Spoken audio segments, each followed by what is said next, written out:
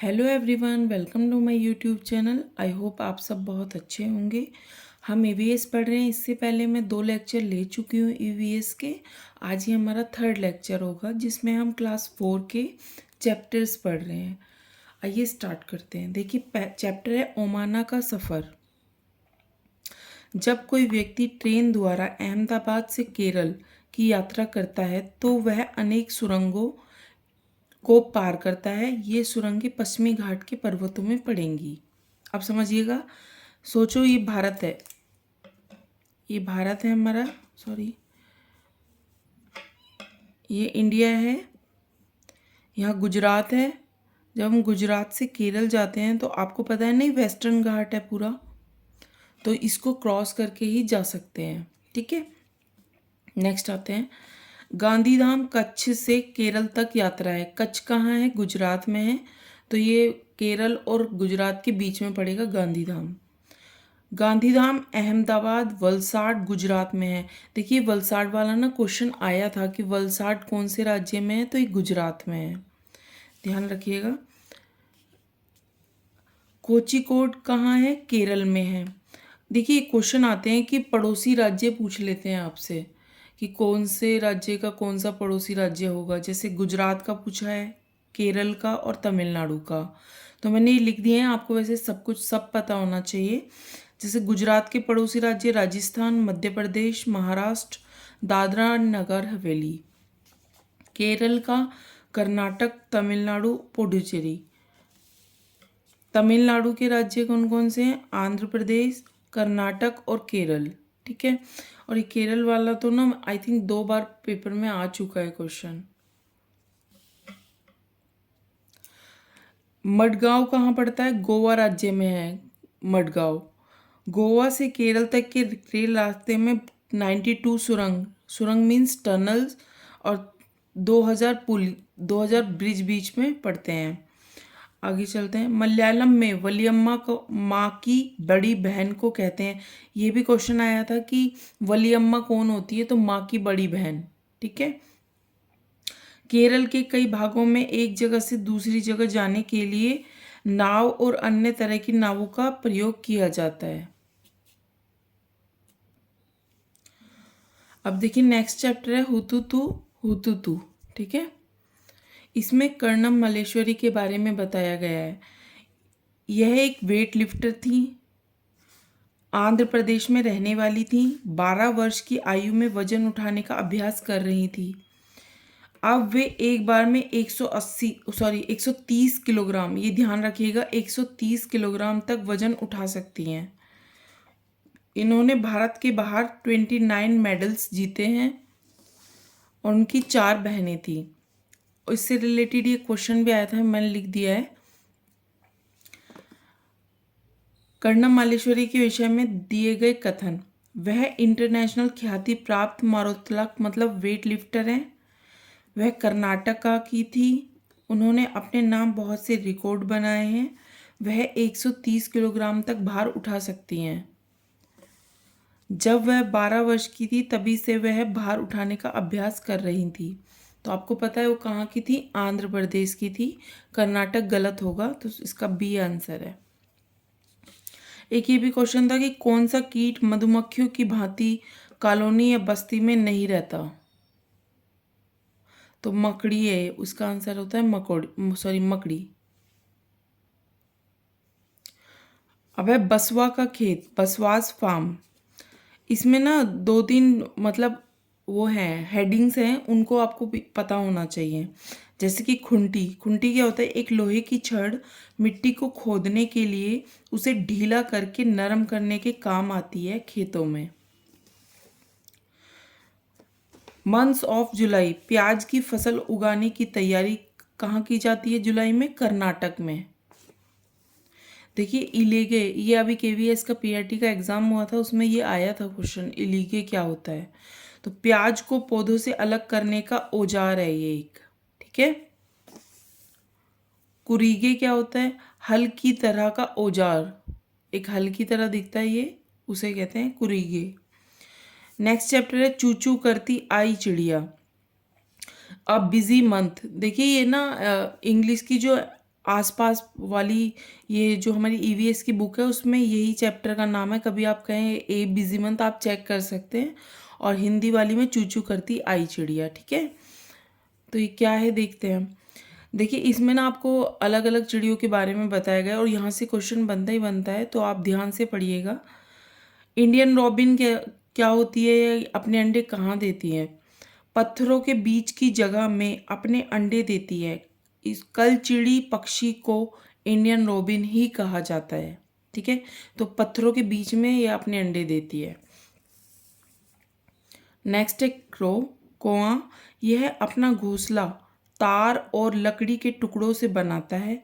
कौआ पेड़ की ऊंची डाल पर घोंसला बनाता है, ये सबसे ऊंची डाल पे ही अपना घोंसला बनाता है। कोयल अपना घोंसला नहीं बनाती, ये क्वेश्चन आया था, मैं आपको दिखाऊंगी अभी। कोयल अपना घोंसला नहीं बनाती है, बल्कि वह कोए के घोंसले में अंडे देती है। कौआ अपने अंडों के साथ कोयल के अंडों को भी सेता है। डव, फाख्ता कहते हैं इसको हिंदी में। ये कैक्टस या कांटों के पौधों या मेहंदी के कांटों के बीच अपना घोंसला बनाता है। स्पैरो, गोरैया, ये तो अब देखने को मिलती नहीं है, जो छोटी छोटी सी चिड़िया होती थी, हमारे अपने घर में इसके आसपास पाई जाती हैं, कहीं भी अपना घोंसला बना लेती हैं। बारबेट, बसंत गोरी, यह गर्मियों में टुक टुक करती रहती हैं, पेड़ के तनों में गहरा छेद बनाकर उसमें अंडे रखती हैं। टेलर बर्ड, दर्जिन चिड़िया, जैसा नाम वैसा काम, वह अपनी नुकीली चोंच से पत्तों को सी लेती है और उसके बीच में बनी थैली में अंडे देती हैं। देखिए ये ना ध्यान से पढ़िएगा, ये आपको ना कीवर्ड पकड़ने हैं। जैसे चोंच से पत्तों को सी लेती है, उसमें अपने अंडे देती है। बारबेट क्या होती है, पेड़ के तने में छेद करके अपने अंडों को रखती है। तो ये आपको ना कीवर्ड पकड़ने हैं तो इजी हो जाएगा। हमिंग बर्ड क्या है, दुनिया का सबसे छोटा पक्षी है। यह आगे और पीछे दोनों दिशाओं में उड़ने में सक्षम होता है। नोट के रूप में ना ये याद रखिएगा, 26 जनवरी 1963 को मोर भारत का नेशनल बर्ड घोषित किया गया था। मोर का साइंटिफिक जो नेम है वो है पैवो क्रिस्टेटस, ये याद रखिएगा। ठीक है, एक है सनबर्ड, जिसे हम शक्करखोरा पक्षी भी बोलते हैं। किसी छोटे पेड़ या झाड़ी की डाली पर अपना लटकता हुआ घोंसला बनाते हैं। लटकता हुआ घोंसला कौन बनाता है, सनबर्ड। घोंसले में बाल, बारीक घास, पतली टहनियाँ, सूखे पत्ते, रुई, पेड़ की छाल के टुकड़े, कपड़ों के चीथड़े आदि शामिल होते हैं, और किसी किसी घोंसले में मकड़ी के जाल भी होते हैं। ये भी बहुत इंपॉर्टेंट है। सभी नर वीवर, एक वीवर पक्षी या वीवर बर्ड होता है, सभी नर वीवर पक्षी अपने अपने घोंसले बनाते हैं। मादा वीवर को उन सभी घोंसलों में से जो सबसे अच्छा लगता है उसमें ही वह अपने अंडे देती है। कौन बनाता है घोंसला, नर वीवर, और मादा वीवर उसको चुनती है। पक्षियों के कई दुश्मन होते हैं, मनुष्य और दूसरे जानवर, जैसे कि क्रो, गिलहरी, बिल्ली, चूहा मौका देखते ही अंडे चुरा लेते हैं। एक पक्षी ऐसा जिसकी दुम पर पैसा, सिर से दुम तक दिखे नीला ही नीला, ये क्वेश्चन आया था एक बार, जो है मोर। तो ये ना एनसीईआरटी में दिया हुआ है ये वाला, इसलिए पूछ लिया था, ध्यान रखिएगा इसको भी। पक्षी केवल अंडे देने के लिए घोंसला बनाते हैं, जब अंडों से बच्चे निकल जाते हैं तो वे घोंसला छोड़कर चले जाते हैं।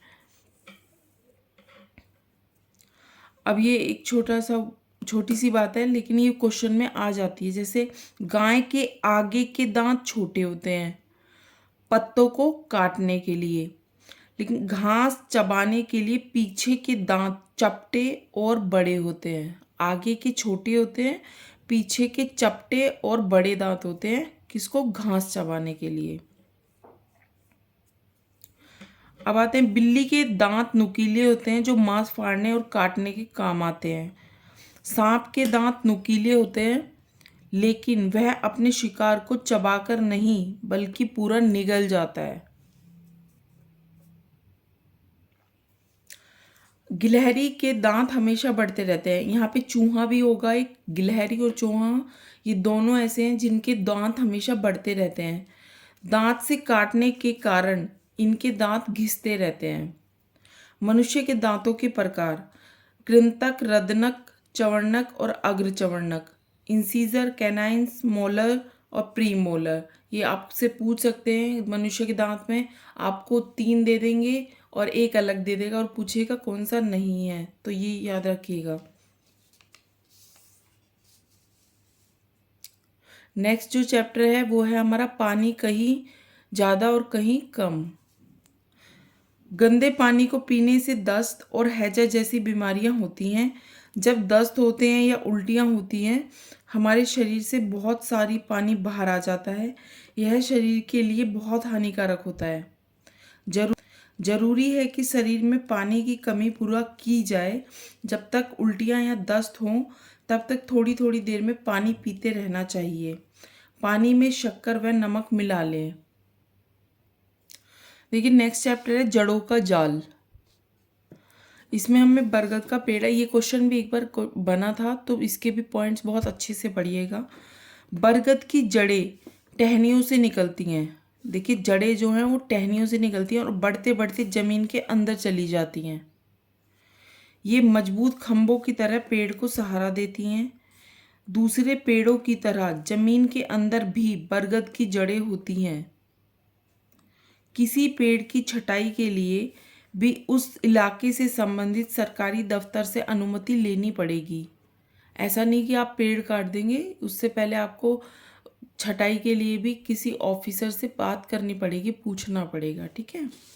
और ये तो मोस्ट इम्पोर्टेंट है। मुझे लगता है अब तक ईवीएस का कोई भी ऐसा एक पेपर नहीं है सीटेट का जिसमें क्वेश्चन ना आया हो, चाहे 1 वर्ड आया हो, चाहे उन्होंने आपको पॉइंट वाइज पूछा हो। ऑस्ट्रेलिया में एक पेड़ पाया जाता है जिसका नाम है रेगिस्तानी ओक, जिसकी ऊंचाई हमारे क्लास की दीवार के लगभग 4 मीटर होती है और पत्तियां बहुत कम होती हैं इसमें। इस पेड़ में पानी तने में जमा होता रहता है, जिसे इलाके में रहने वाले लोग तने के अंदर पतला पाइप डालकर पानी निकाल लेते हैं। इस पेड़ की जड़ें जमीन में उस गहराई तक जाती हैं जब तक कि पानी तक न पहुंच जाए। ये ना बहुत ध्यान से पढ़िएगा, इससे क्वेश्चन बनता ही बनता है, बहुत इंपॉर्टेंट है ये। मोस्ट इम्पोर्टेंट लिखा हुआ है मैंने। ऑस्ट्रेलिया में पाया जाता है ये पेड़, ठीक है। एक ये छोटा सा क्वेश्चन है, रुके हुए या इकट्ठे हुए पानी से हो सकता है कौन सी बीमारी हो सकती है? मलेरिया हो सकता है, ठीक है। आज के लिए इतना ही। अब हम इससे रिलेटेड कुछ क्वेश्चंस देखते हैं। क्वेश्चन: कौवा पेड़ की ऊंची डाल पर अपना घोंसला बनाता है। इस घोंसले को बनाने में कई प्रकार की चीजें, यहाँ तक कि लकड़ी की शाखाएं और लोहे के तार भी होते हैं। एक चालाक पक्षी भी है जो अपना घोंसला नहीं बनाता और कौवे के घोंसले में अंडे दे देता है। बेचारा कौवा अपने अंडों के साथ इन अंडों को भी सेता है। अभी हमने बात की थी कोयल। अभी मैंने बताया था ना निकटवर्ती राज्य पूछता है, तो केरल के निकटवर्ती राज्य कौन कौन से हैं? कर्नाटक और तमिलनाडु। देखिए क्वेश्चन आया था, रेगिस्तानी ओक के बारे में निम्नलिखित कथनों का अध्ययन कीजिए। रेगिस्तानी ओक एक वृक्ष है जिसकी ऊंचाई हमारी कक्षा के कमरे के लगभग बराबर अर्थात लगभग 4 मीटर होती है। इस वृक्ष की जड़ें नीचे वृक्ष की ऊंचाई की लगभग 30 गुनी गहराई तक जमीन में भीतर जाती हैं जब तक कि पानी तक न पहुंच जाएं। इस वृक्ष के तने में पानी एकत्रित होता है। यह वृक्ष आबू धाबी में पाया जाता है। आपको बताया था ये कहाँ पाया जाता है? ऑस्ट्रेलिया में। तो इसका आंसर हो जाएगा ABC।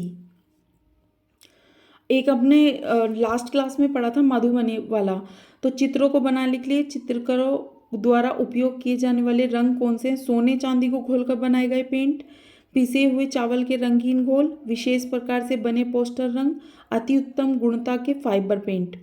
पिसे हुए चावल पे मैंने जोर भी दिया था कि इसका आंसर पिसे हुए चावल के रंगीन घोल, ठीक है।